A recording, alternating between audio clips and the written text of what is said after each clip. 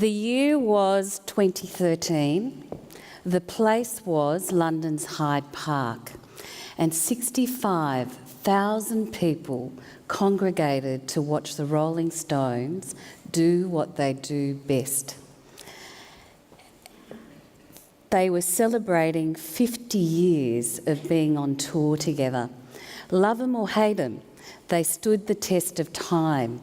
Up on stage was over 300 years combined age. Phenomenal, right?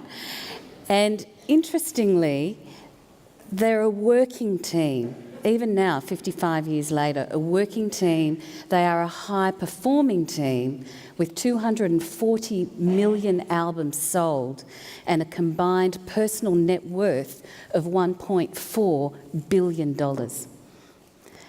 They are 4 people, complementary skills, each with a specific role in working towards a common goal and achieving a shared purpose. And they're better together. They've tried their hand at individual solo careers, but the chemistry actually lies in the team. They're a cohesive team. They're better together, interdependent. The chemistry is in the band. And they have a very established operating rhythm. They have an effective way of working. So 2 months before they go on tour, they reconnect and they practice every single day so that they can read each other on stage.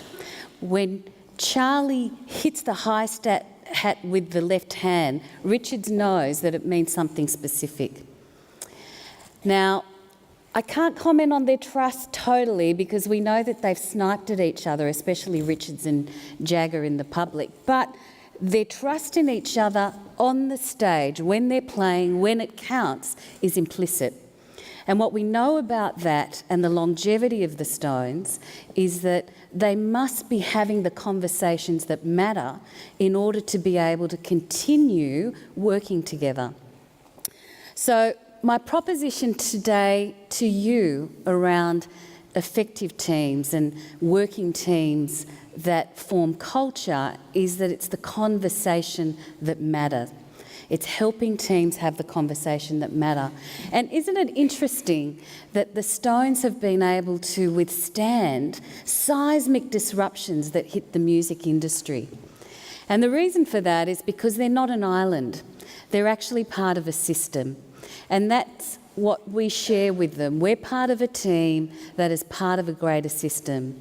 And in that system, individuals shape teams, teams shape individuals, and they both shape culture just assuredly as the organisation's culture shapes the team.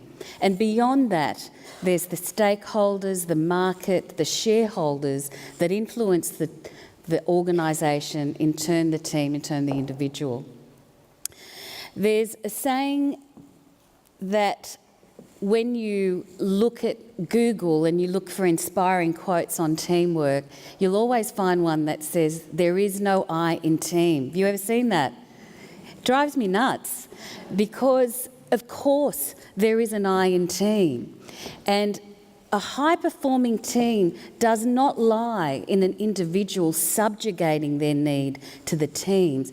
A high-performing team lies in an individual actively, consciously choosing to align their needs with the team so that they're in lockstep and they are one in the same. That doesn't mean it's easy. There are several tensions for an individual to navigate as they participate in a team. For one thing, there's a tension between staying true to myself while being able to compromise when it counts. There's also the tension of wanting to have my own voice and, in fact, needing to have my own voice to express my view, but also being able to challenge without fear of losing acceptance. And there's also the tension point of balancing my independence with being interdependent. So, of course, there is an I in team. What about the organisation? The context in which a team operates, even though we don't read very much about it when we're looking at the research or we're reading on our articles, is really important, and it plays out in many ways. So the team's reason for being actually comes from the purpose of the organisation. If the organisation is not clear about who they are, what they stand for, how can the team know that what they're working on is actually moving the business forward? The leader of the team, how they direct their time, energy and effort, what they focus on, what they don't focus on, what they encourage, what they value, all shape the nature of the work of the team. Systems and processes. Does the organisational context encourage teamwork? Does it set metrics that are team-oriented or individually oriented? And what about the culture of the organisation? What kind of values does it promote? And what we know about culture of the organisation is that in a constructive culture, the organisation sending messages to team members like work together, share responsibility well, resolve conflicts constructively. And it's about sharing responsibility. And so it's promoting a we culture. Whereas in a passive defensive culture, kind of messages that I'm getting is keep out of trouble, be nice, don't rock the boat. And there's an implicit message in a passive defensive culture to prioritise you. So what I think, what's important to me, is not as important as what you might need. And so there's an imbalance of needs. In an aggressive defensive culture, the messages that we're getting is prove yourself. Show how good you are. Stand out over and above anybody else. Compete with others. Show your superiority by criticising other people. Okay, this is a me culture, and it's actually very counterproductive if you're trying to encourage people to operate as a team. So teams are at the nexus where an individual meets the organisational culture, and how it shows up is in the conversation that teams have when they're in a meeting. And you might not realise it, or maybe you do, we spend about 35 to 50% of our time in meetings. So to make sure that that time is well spent, we need to make sure that those conversations are quality. And one of the ways that we've sought to help teams have better conversations, improve their effectiveness, is helping them to hold the mirror up to themselves. And to do that, we use a diagnostic called the Group Styles Inventory, GSI for short, which is something that is used after a team's done some work together. And primarily what it does is help the team step out of its process, out of itself, and look at its pattern, its dynamic of actually working together. And what it enables the team to do is it visually maps each person's experience of the team's process. It provides the team with a common language, and it helps the team locate what did we do well, when did that happen, and also where did we get derailed, when did we get stuck, how did that happen, what was going on. And it allows the team to have a conversation without blame or shame around what went on so that they can use the insights to actually improve their effectiveness.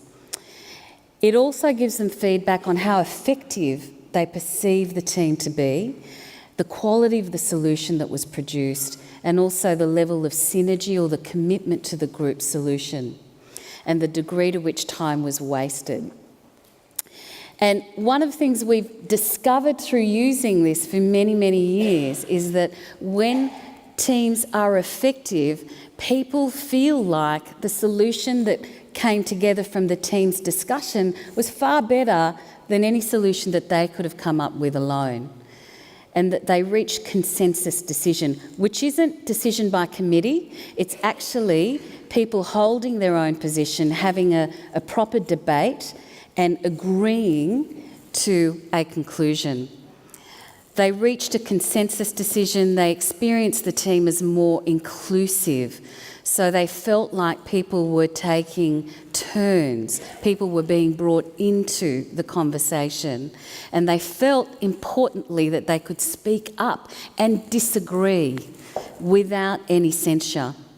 And this is what it looked like. Very constructive team dynamic. In contrast, when people felt that they were in an ineffective team, this is what it felt like. They got caught up in the detail and they ran out of time, or there was a lot of let's take it offline, or they ran out of time to get through in the agenda items. They felt like some people dominated the team, that they were pushing an agenda through rather than actually involving people in problem solving. They felt that some people were more interested in winning a point than they were in actually resolving and producing a quality outcome. And they felt the pressure to go along even though they might have disagreed. And this is what it looked like. How many people here are in teams? We're a bit shy, are we? Okay.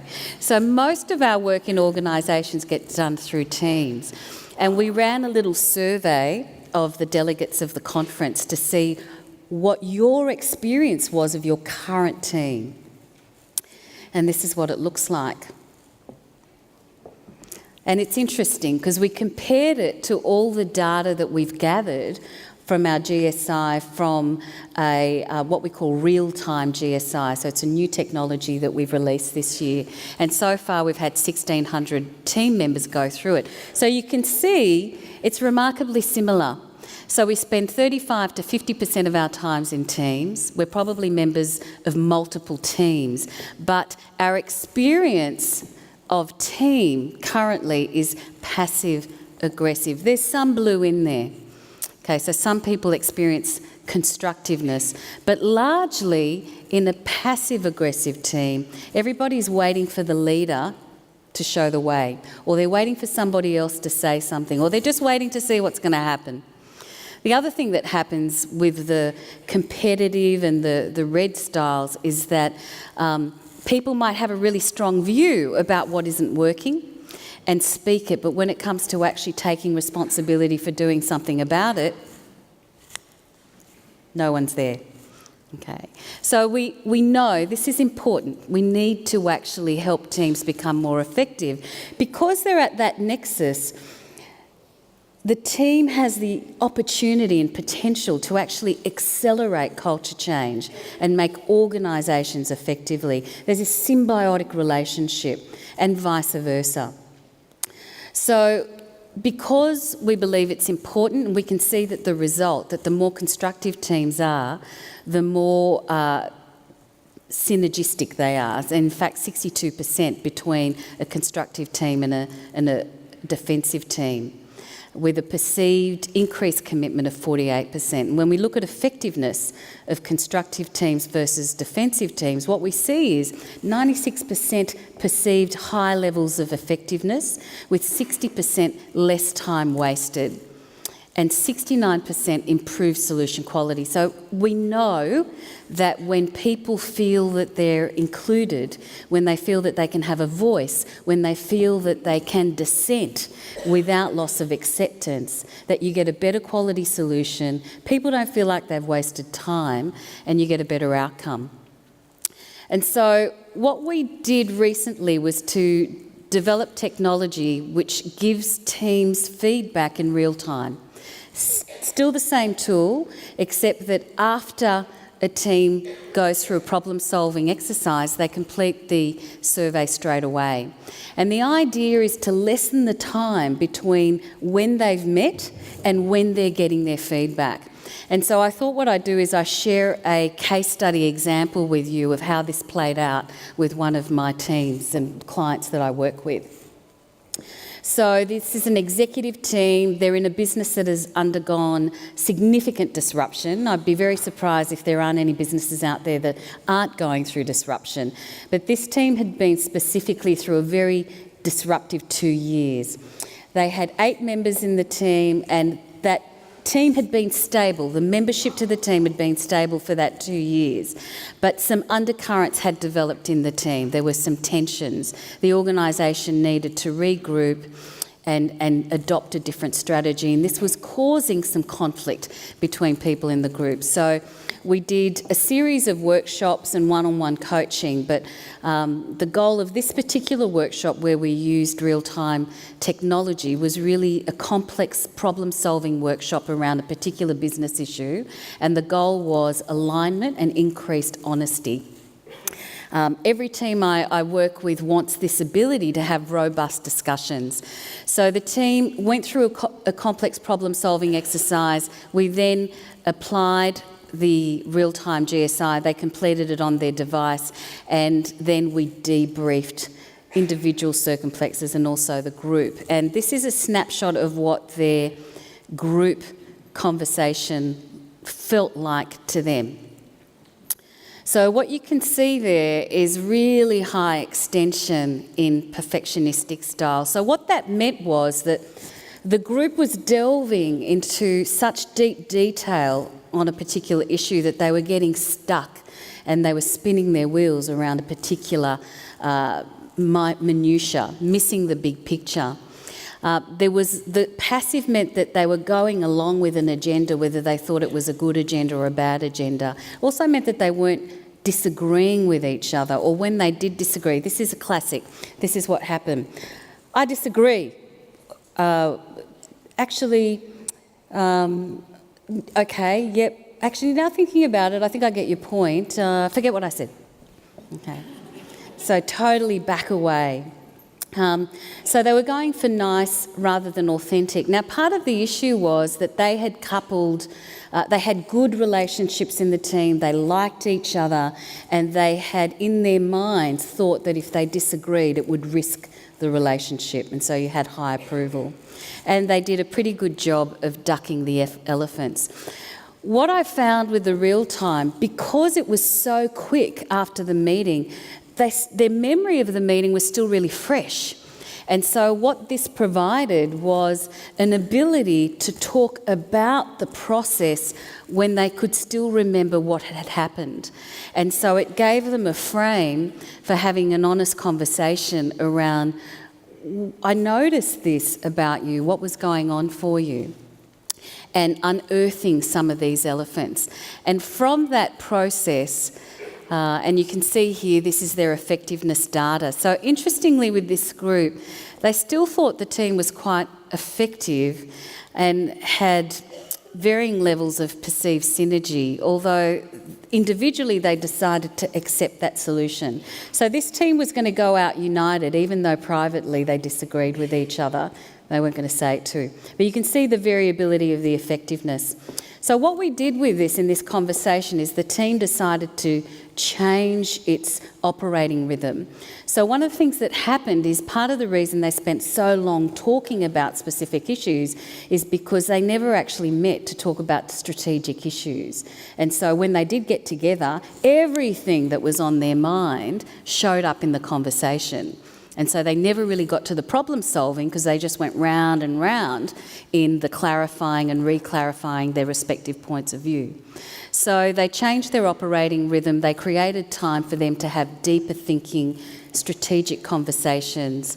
They agreed that they would come prepared for meetings. They also spent 5 minutes at the end of their meeting just to check if they had demonstrated the behaviours and the values, the code. They'd come up with a team charter of the conversations, the behaviours that would help their conversations, but also behaviours that they would use both inside the team but also outside. So this was a good outcome. I don't have a retest as yet, so what we've decided to do is take a pulse check. every 6 to 8 weeks to see how they are tracking in terms of what they said they would do. One of the most important things for a team to be effective is that individual team members keep their agreements to each other. This is trust building. If you cannot do that, if you cannot trust your team member to do what they say, then it undermines the effectiveness of the whole team. So I believe that, I see all of us, and I am guilty of it too. We look for the latest thing. We look for the shiny silver bullets out there. But ultimately, when you're talking about team, the most potent thing you have are the people in the room, the relationships that they have with one another, the quality of the conversation that they have with each other, and the right conversation creates trust and clarity by extending an invitation, allowing people to be sincere, plain speaking, and that offers real connection. And in the end, it's the most powerful thing that we can help our teams achieve, because working teams develop culture. Thank you.